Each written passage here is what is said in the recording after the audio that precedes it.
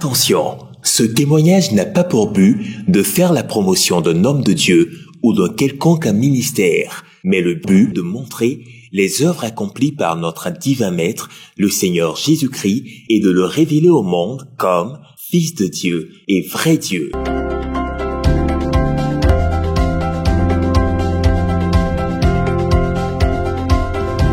Le frère Nyamien Kwasi Hervé était un accro à l'alcool et à la cigarette. Sa grande sœur le fit donc inscrit à la retraite du désert. Je m'appelle Nyamien Kwasi Hervé. Je suis venu bénir le nom du Seigneur pour tout ce qu'il a fait pour moi. Le vendredi, je suis passé. Et, 3 semaines avant, il y a ma grande sœur qui m'a dit, Hervé, allons, accompagne-moi quelque part. Il dit, mais où?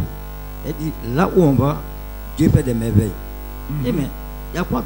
Dieu fait les merveilles, mais Dieu a toujours fait les merveilles dans ma vie.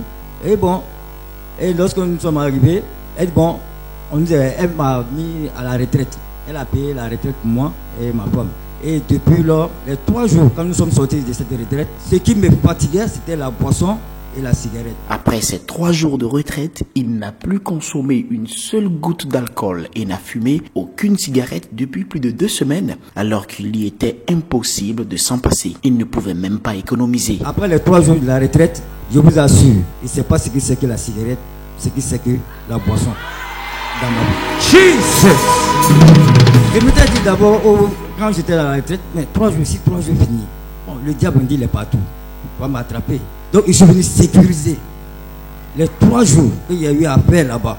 Et la boisson, la cigarette, que je n'ai même pas, je ne sais même pas ce que c'est.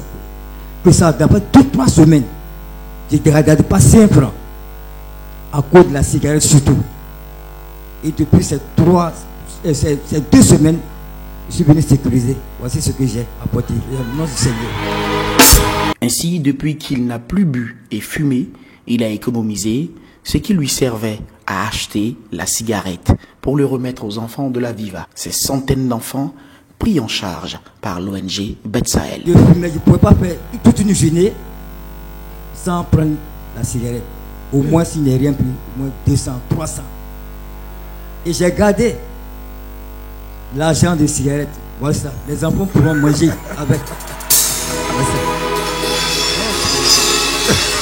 Le Seigneur est capable de nous délivrer des addictions à l'alcool et à la cigarette par sa grâce et sa puissance. À lui soit la gloire.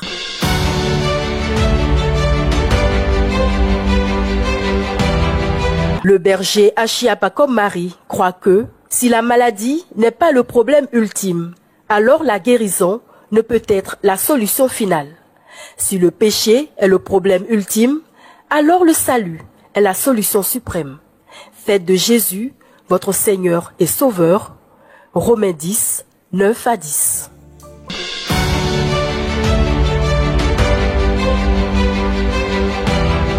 Une prophétie donnée par le berger Achiapakom Marie concernait le frère Serge Bago. Le berger lui avait dit qu'un esprit de mort le menaçait et que l'AVC ne pourra pas l'atteindre, mais il sentira l'onde de choc. Je m'appelle Serge Bago. J'étais là le dimanche passé et vous avez annoncé une prophétie sur ma vie, comme quoi je devais mourir dans un accident de voiture. Lève-toi. Fils, un accident de la circulation est arrivé depuis 1 mois. Oui, papa. Tu as une sensation de peur, comme si quelque chose va arriver quand tu roules une voiture. Oui, papa. Hein? Oui, papa. On va enlever cet esprit-là. La seule chose qui va arriver, il faut que tu viennes témoigner. Quelqu'un va te faire un petit accrochage, c'est tout. Pour te montrer que ce que j'ai dit là, c'est vraiment vrai. Nom de Jésus-Christ de Nazareth. Merci Seigneur. Merci Saint-Esprit. Merci Seigneur. Merci Jésus. Tu es libre au nom de Jésus. Il faut que je prie.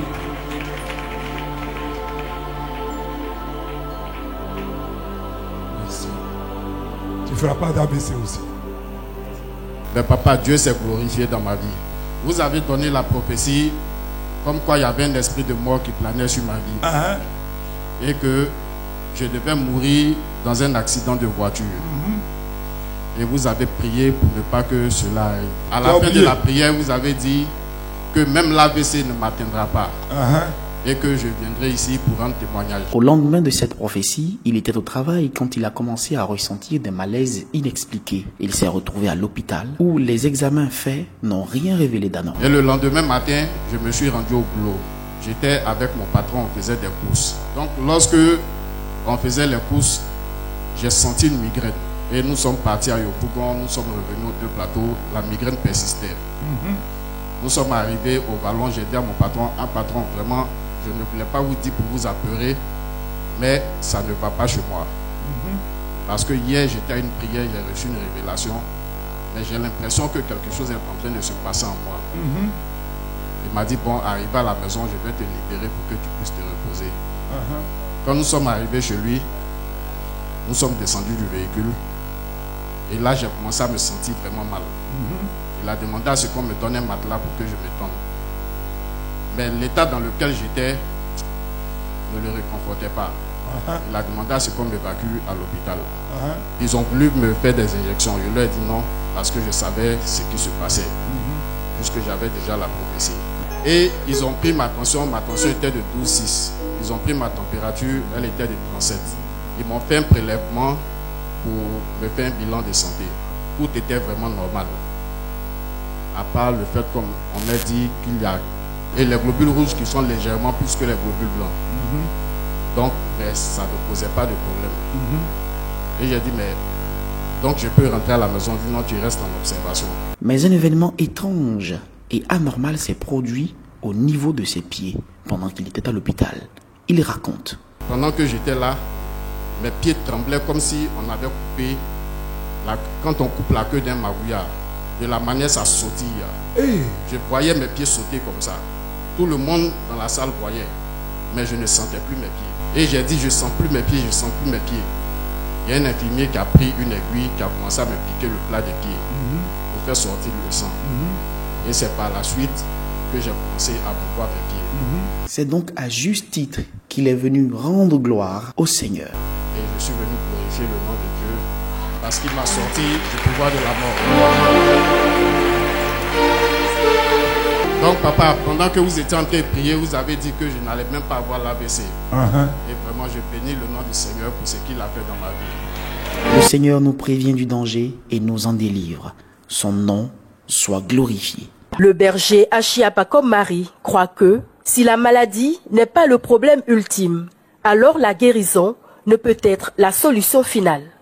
Si le péché est le problème ultime, alors le salut est la solution suprême. Faites de Jésus votre Seigneur et Sauveur. Romains 10, 9 à 10.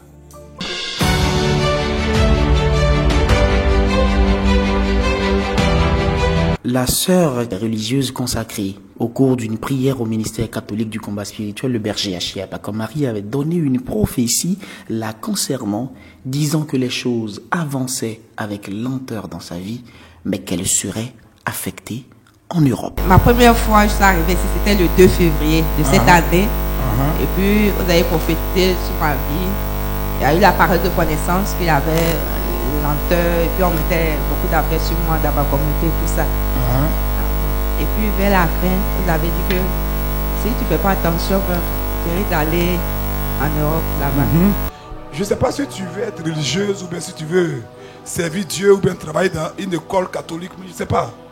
Mais il y a un lien spirituel dans ta famille.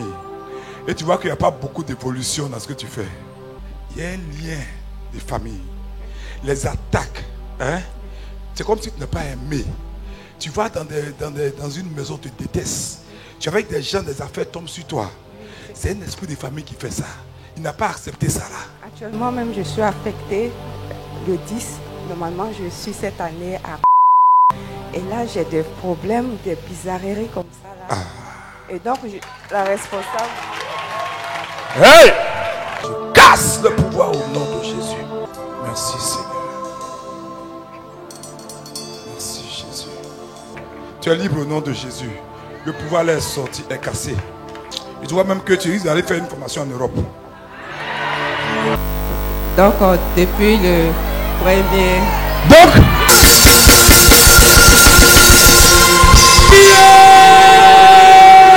En effet, la sœur avait quelques problèmes avec sa supérieure qui l'avait même affecté dans un petit village. Mais après la retraite annuelle de sa congrégation religieuse, on lui annonce qu'elle est affectée en France, comme l'avait prophétisé le berger. Je disais que j'avais des problèmes même avec ma supérieure quand on était parti me jeter dans un village. Donc, je suis encore dans ce village-là. Et donc, depuis le 1er juillet, nous sommes partis pour notre retraite annuelle. On a fini le 10. Donc, le 10, là, l'assistante générale m'appelle pour dire que je suis affectée en France, à Villeneuve. Ce que sa bouche a dit, sa main l'accomplit. Toute la gloire lui soit rendue.